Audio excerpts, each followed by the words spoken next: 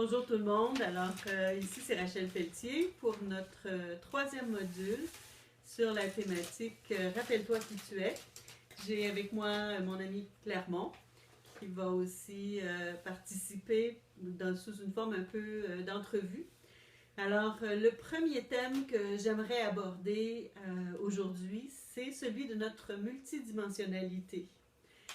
Nous savons que nous sommes des êtres multidimensionnels. Déjà, pour ceux qui ont fait par exemple l'expérience de vivre dans le cœur, on travaille à travers les stages, particulièrement le stage Vivre dans le cœur, vous savez que vous êtes déjà à deux endroits en même temps comme possibilité. Et certains aussi vivent de la décorporation, donc déjà, on a ces idées qu'on peut être des êtres multidimensionnels. Selon Drunvalo, on existe sur au moins minimum 5 plans d'existence. Il y a un point spécifique que je souhaite amener ici par rapport à cet aspect de notre multidimensionnalité, qui est que, en fait, cette multidimensionnalité-là n'est peut-être pas nécessairement dans la forme qu'on a qui est un humanoïde. On pourrait très bien avoir un aspect de nous qui va se trouver à être reptilien, par exemple. Vous allez peut-être penser d'une façon en disant « Wesh, est-ce qu'un aspect de moi peut être reptilien? » Eh bien, si c'est le cas, et à ce moment-là, et qu'on fait « Wesh » dessus, on n'aide pas cette partie-là de nous à aller vers la lumière, à aller vers la conscience de l'amour. Alors, c'est ce point-là que je vais apporter parce qu'effectivement, j'ai eu cette expérience d'avoir devant moi l'appel de guide et me retrouver avec une espèce d'armoire à glace de type reptilienne qui s'est pointée. Et mon premier réflexe, ça a été de reculer devant cet être qui se présentait à ma demande comme guide.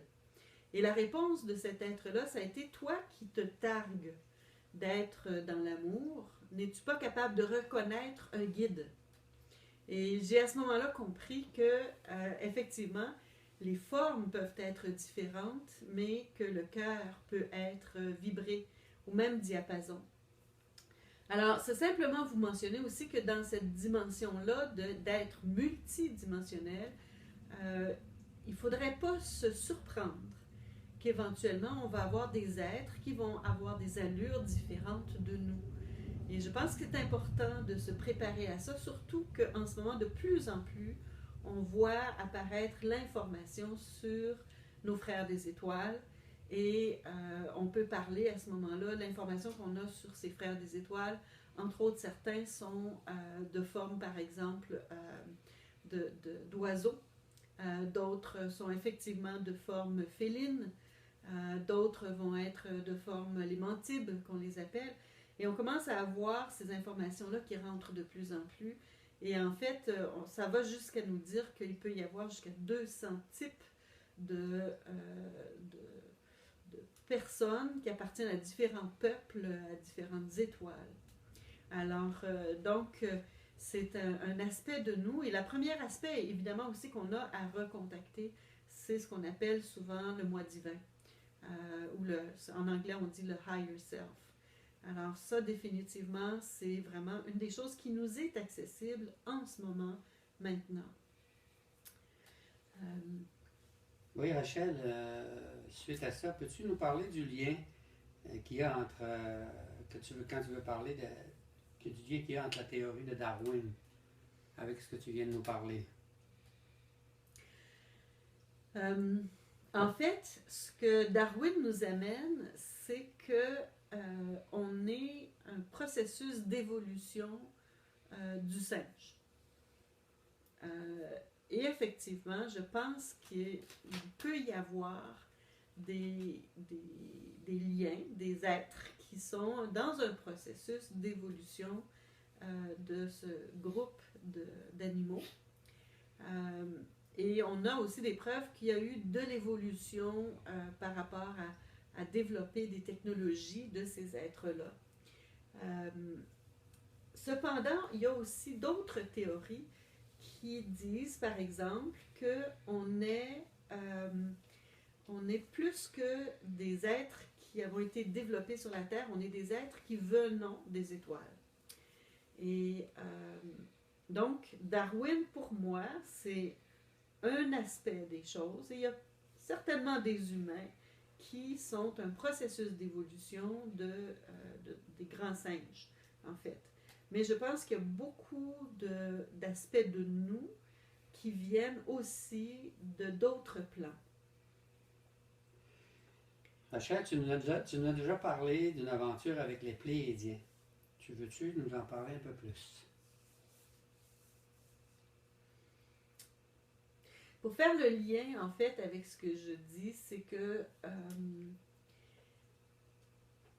ce que je comprends, c'est qu'en fait, le corps physique tel qu'il est aujourd'hui développé, ce qu'on appelle le prototype humain, ce corps physique-là a été en fait conçu et développé par des grands maîtres généticiens et des grands créateurs. Et qu'il n'y a pas eu seulement un être généticien ou un grand créateur qui aurait fait en sorte que notre corps est ce qu'il est aujourd'hui. Il est d'une nature très parfaite par rapport à la création. Donc, en fait, ce qui s'est passé avec les Pléiadiens, c'est qu'un jour, j'étais en lien avec quelqu'un qui a beaucoup souffert et j'en ai eu mal au cœur de sentir cette souffrance, pas seulement de cet être-là, mais aussi de ce qui se passe sur la Terre. Et il s'est avéré qu'à cette époque-là, j'étais en lien avec, à travers une personne qui les canalisait, avec les Pléiadiens. Et j'ai demandé une rencontre spécifique, mais entre guillemets, pour les engueuler, parce que j'étais pas d'accord avec le fait de toute cette souffrance sur la Terre. Et je voulais que ça cesse. Leur réponse a été d'abord de me demander de me calmer. Par la suite, ils m'ont dit, il y a des choses qu'on aimerait vous dire. La première chose qu'ils m'ont expliqué, c'est que ce peuple-là, effectivement, avait envie de tenir un contrôle sur l'humanité, mais ils se sont rendus compte que tout créateur va freiner son évolution s'il ne prend pas soin de rendre sa création au maximum de son potentiel. Et ils se sont rendus compte que s'ils voulaient nous freiner, ils se freinaient eux-mêmes à ce moment-là. Et donc, ils ont passé ce qu'ils m'ont dit, l'équivalent de ce que vous faites comme un référendum, pour expliquer cela aux citoyens de là où ils sont. Et il a été convenu qu'ils se mettraient davantage à aider l'humanité. Cependant, me disent-ils, à cette époque-là, il y a un petit groupe d'individus qui, eux, ne veulent pas lâcher prise. Et c'est eux qui sont sur votre terre. Cependant, lorsque nous vous avons créé, nous vous avons vraiment créé à l'image de tout ce qui nous a été dit, qui était la création. Et nous nous sommes rendus compte que vous êtes des êtres qui pourraient dépasser notre propre potentiel.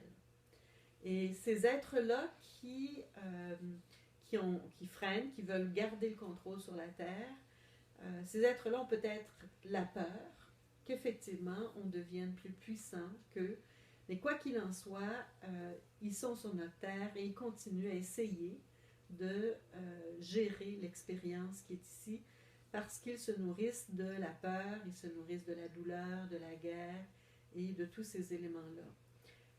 Tout cela sachant aussi que beaucoup de ces êtres qui sont des étoiles ont perdu leur capacité d'être dans le ressenti, d'être dans l'émotionnel. Ils travaillent strictement avec la tête, donc l'empathie, l'amour pour les autres, pour le prochain, l'aide, tout ça, ils ne connaissent pas ça. Alors, c'est à nous de travailler avec la dimension de l'amour pour les aider à se rappeler davantage qui ils sont. Et donc, ce que j'ai appris, entre autres, avec cette réponse qui m'a été donnée, c'est que nous, en tant qu'êtres divins, nous allons être les créateurs des prochains univers. Et si la moindrement nous gardons à l'intérieur de nous une peur quelconque, on va faire pire qu'eux. Alors, donc c'est un peu les expériences, mais surtout les leçons que j'ai tirées de cette expérience-là. Merci de cette explication très intéressante. Rachel, au niveau de l'être unique, tu nous mentionnes à différentes reprises qu'on est des êtres uniques. Est-ce que tu peux développer sur ce point-là? Oui, je l'ai mentionné justement quand je parle des Pléiadiens et qu'il semble qu'on pourrait être plus puissant qu'eux. Il y a un aspect que j'aimerais spécifier au niveau de notre unicité. Et cela ne fait pas partie de l'histoire qui nous est enseignée, mais un jour, ça va être enseigné dans les écoles, c'est-à-dire la véritable histoire de notre Terre. Notre Terre, depuis des milliers, des millions d'années, est fréquentée par des êtres qui viennent de l'au-delà. Et ces êtres-là se sont mariés avec des femmes de la Terre. Qu'est-ce que ça veut dire? Ça veut dire qu'à quelque part, si, admettons, il y a 20 races qui ont fréquenté des femmes de la Terre, ça veut dire qu'on a l'ADN d'au moins 20 races qui existent dans le cosmos.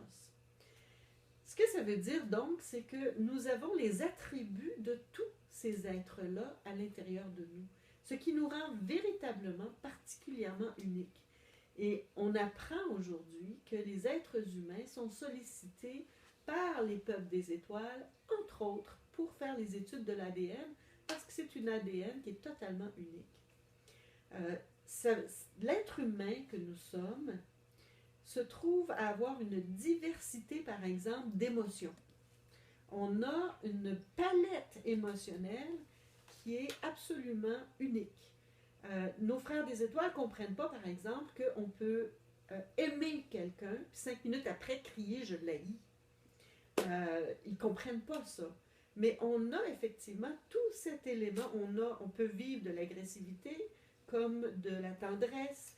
On peut se promener dans l'émotionnel et c'est à nous d'apprendre tous ces éléments-là. D'ailleurs, nos vies passées nous ont permis ces apprentissages-là et c'est pour marcher au centre. Rester complètement au centre. Ça ne veut pas dire qu'il n'y a plus d'émotions, mais ça veut dire qu'on est capable de se voir aller et de rectifier le tir selon ce que l'on veut. Alors, dans cette perspective-là, on est des êtres uniques, mais au-delà de ça aussi, je vous invite, et je vais vous laisser là-dessus, je vous invite à faire une réflexion sur l'unicité de notre Terre également, la variété qu'il y a sur la Terre. Cette Terre, on dit que sur une planète, il y a par exemple ce qu'on appelle les lignes du dragon. Selon le nombre de lignes de dragon qu'il y a sur une planète, on va avoir une certaine diversité. Et en moyenne, il semblerait qu'il y a 3 ou 4 lignes de dragons sur les planètes habituellement. Nous, ici, sur la Terre, nous en avons 18. C'est totalement unique dans l'ensemble de la création. Mais cela reflète donc aussi l'ensemble de la diversité qu'on va retrouver sur la Terre. Et je vous laisse à réfléchir là-dessus, à essayer de penser comment se fait-il qu'il y a des êtres qui sont rouges, jaunes, blancs? Comment se fait-il que nous avons autant de variétés d'êtres humains, mais aussi de couleurs, aussi d'animaux, aussi de plantes? Nous sommes des êtres uniques, mais la Terre est une planète totalement unique également dans la création. Alors, je vous laisse là-dessus. Je vous souhaite une bonne réflexion. Et puis, vos commentaires seront les bienvenus. C'est toujours un plaisir de vous lire et d'avoir vos commentaires. À la prochaine!